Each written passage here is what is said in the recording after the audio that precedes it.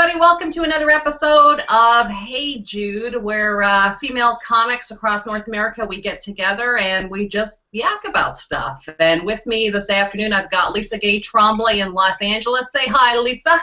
Hola, señoras. Hola. We also have in Toronto, Martha Chavez. Say hi, Martha Chavez. She stole my line. Hola, señoras. Hola.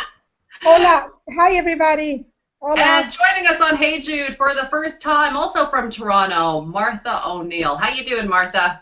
Hi, Judy. Hi, ladies. Hey, well, thanks for getting together with us. By the way, one of our other members, Anna Gustafson, is on the road with the Inside Ride Tour, raising money for kids with cancer, raising money for the camp. So she couldn't be with us this afternoon, but she says hi right now. They're in Ottawa.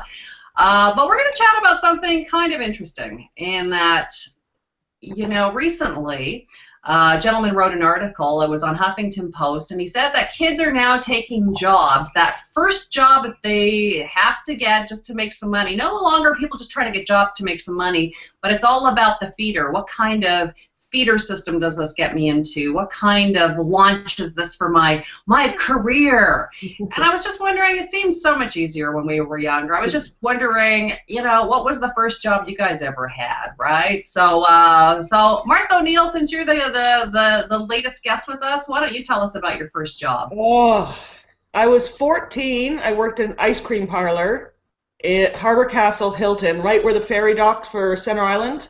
I did that for 3 summers, and $2.15 an hour, and I had to pay union dues for the hotel. It was the worst job ever. Worst job ever. Ice cream caked up and down my arm. Oh my God! How about you, Martha Chavez? What was your first job, and how much did you make an hour? My first job was, I was a mother's helper in Montreal. How much I made an hour? I made $3.75 an hour. They exploited me, and I had to clean the house. I you know, like the stereotypical refugee kind of job that doesn't speak much the language. I had to clean the house, take the kids to school, make them their lunch, make them their snack. That was it. I still remember their name, but I won't say it in public. And how about you, Lisa Gay Trombley? What was your first gig? Well, I was a Sandinista with Martha Chavez.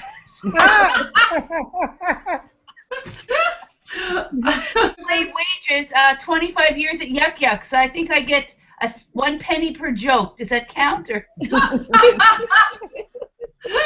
was your first gig? Well, I had a few different ones, but my very, very first one was delivering the Montreal Gazette before school.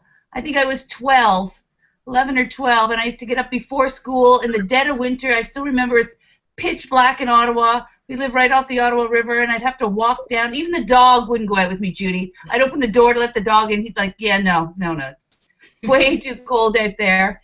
And it was, I can't believe my parents let an 11 or 12-year-old girl go out at 5, 6 o'clock in the morning, pitch black outside, alone, delivering the newspaper.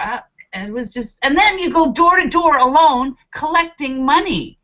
When it was time to get your money for the pay, it was like child endangerment at its finest, really. How many kids you had in your family? In mine? 5. Oh, no wonder. They wanted you to get lost. They